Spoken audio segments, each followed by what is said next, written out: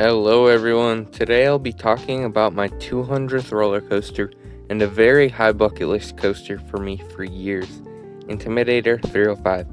So did it live up to the expectations I'd had for years, or did it fall short of being worthy of my 200th coaster? Find out in today's review. Quick shout out to Millennium Forceman, whose POVs I'll be using in this video. It's his number one, so I had to use this. So you'll find I-05 at the back left corner of the entrance. The park isn't too big, honestly, so if you want to go there first, it isn't that big of a walk, to me. Dominator does open half an hour before the park, so I recommend doing that before riding I-305, because you might as well get a ride, and because I-305 will still be a walk-on when you get there. The line for it never took more than 10 minutes. I was able to get so many rides in because of it. I got 8 on the first day and 22 on the second day, for a total of 30 rides on Intimidator 305 in the 2 days I had at the park. I actually marathoned the ride with amusement park fans on Instagram, aka Gunner, shout out to you, but I marathoned it 20 times in a row with him on my second day there, and I actually was scared for my life. Gunner actually was out 5 times. I never passed out or anything, but I almost did so many times. After a while, we stopped talking to each other in lines because it drained us so much we couldn't talk. We were staring into space. It was pretty insane. It was 20 rides on I-305 to start the day, and it took up half the day, the second day there. So I got 6 rides in per hour, a ride every 10 minutes because when I started it ended. And oh man, that's not something I recommend. It's not something I think I'll do again, and I appreciate Gunner for making me do it this time, because I wouldn't be able to do it again, probably. But let's get to the trains. The trains are designed to look like Dale Earnhardt's car, which the ride is named after. You actually see a lot about him leading up to the ride's entrance. But with the trains, there's 16 rows. For some reason, rows 14 and 1 always seem to deliver. I usually did row 2 over row 1 because row 1 is a longer wait, and since you're raised a little bit in the second row, you still get that wind in your face if you're taller like I am. Just another tip Gunner told me. And row 14 is random. It was just better than rows 16 and 15. The restraint system isn't my favorite, but I'm honestly glad it doesn't have lap bars almost, because it would whip my back so hard to the point I probably wouldn't like it. It would for sure be a Giga Sky Rush then, and it would be just too insane. The restraints they do have now are the new Intimate Soft over-the-shoulder restraints, which are my favorite, but it's whatever because that's probably the best for this ride.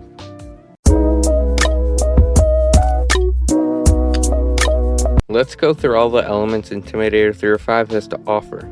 You'll start the ride off with Gentlemen, start your engines! Then you climb up the 305-foot tall cable lift hill. You'll then go down your 300-foot first drop, which gives some decent air, nothing crazy. Some people overrate this as an insane first drop with ejector, but I just don't see how that's possible. You'll fear yourself coming forward, and the drop is very, very fun, but it's not ejector, it's floater, just floater. And then comes the infamous first turn. The first half of this is intense, but not really gray out worthy, and I was wondering why I was so hyped up on my first ride, but then the second half of the turn hit, and I just lost complete vision. It went pitch black all of a sudden. It turned into a night ride, and that was with my eyes open. You keep losing your vision sometimes throughout the whole ride, but usually it'll be really sustained until the bottom of the next element, which is a sustained airtime hill. When warmed up, this does give ejector airtime, especially. And with your vision how it is, that makes this element so crazy. Ultimate positive and negative G-forces in one element. I've seen a few people say it has Skyrush level ejector, which is just dumb to me. Not even close, but it's still ejector. The next element is absolutely insane. It's a very rapid fire turn. It's kind of a hill that quickly turns to the left. Then you'll go through the triple snaps. The first and third snaps are really good. The second one doesn't really do much. I think these elements are kind of overrated. They didn't feel like whiplash like some people say. If it had Skyrush restraints, I could see it, but it doesn't. They're still insane though. Then comes a nasty trimmed hill. This prevents any airtime you could get without the trims, one of my rides, it was only a little trimmed and I got some decent airtime, but yeah, that actually kills the pacing a little bit. You're able to see on this hill, which is not a good thing for this ride. Then you'll go through a hill where you'll turn to the right and it doesn't really do much, just turns you. Then the snap to the left can actually hurt sometimes, but it's very aggressive like the others and I love it. Then it's to pop into the brakes, which provides some alright air to finish off the ride. Let's get to the categories. Each category is worth more based on how important I think each element is for giga coasters.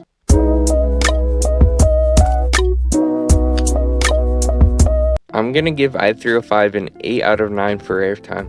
It's definitely on the very strong side. The sustained hill gives ejector, the turn after that does as well, and if it's really hauling, then the triple snaps can.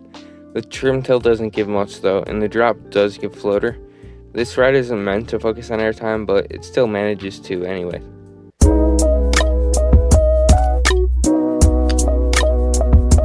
I-305 gets a 7.5 out of 9 for the first drop.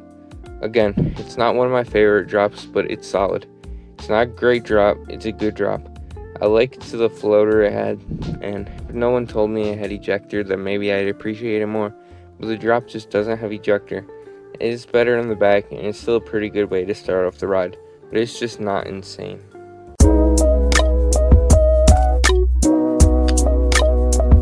There's no coaster I've ridden more intense than I-305, so it'll get an 11 out of 10. I know 11 out of 10 is impossible, but it's just way too intense, it drains you. It's way too intense for some people, and even if I usually don't care an insane amount about intensity, it's still too loud to not recognize it. Plus, it's the good kind of intensity, not the kind that hurts. Your vision just goes black at the end of the first turn and into the sustained hill, so I like to call this ride a sustained blackout.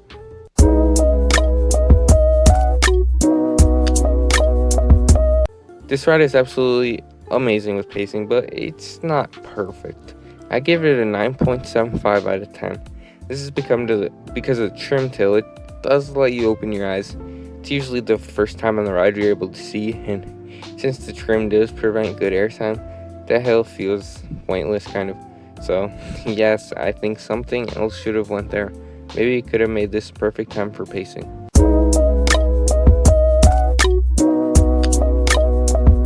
The setting for this ride isn't bad, but it isn't great. It's pretty much just grass, which is fine.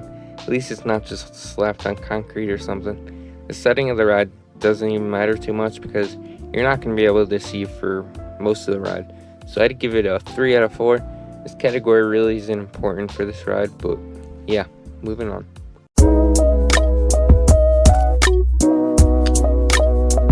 This ride isn't the type to give butterflies an ultimate intensity machine, and it doesn't on every ride. On the first drop it did once, but that was really all, and on the turn or snap right after the sustained hill, I could feel it every once in a while, but that was still rare. The sustained hill itself didn't really have any, but it felt like I almost did. Didn't quite actually get the feeling though. For me to feel it every once in a while is actually very impressive for this ride, so I'll give it a 7.5 out of 9.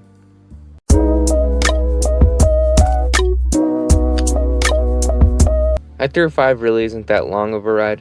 I do wish it was longer, but at least it does a lot in its short ride time, and in the morning it looks like it's gonna pull a Jersey Devil at the end, so maybe it's a good thing. But for real, I would love to see Helix or something to end off the ride. Maybe a Helix that pops you into the brakes just like it already does. I think that would make this coaster feel more complete. It still would like a couple more elements, but that's alright. And it does help the pacing, although I'd rather see more elements rather than just a brake run.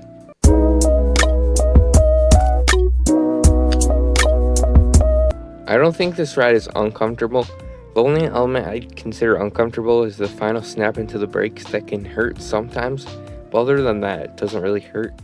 It's probably better than lap bars, as I've mentioned before, but I'm fine with its comfort. It's not too bad. It's not the best, but it's not the worst. I'll give it a 7 out of 8 for comfort.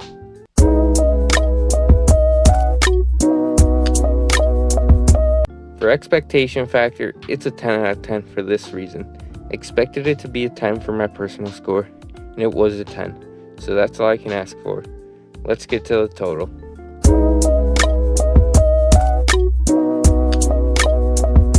Adding this up, Intimidator 305 gets a 70.75 out of 77, which is 92% of the points possible, which is a 9.2 out of 10 statistically. Like I said, it's a 10 out of 10 personally. It's a fantastic coaster. I absolutely love it.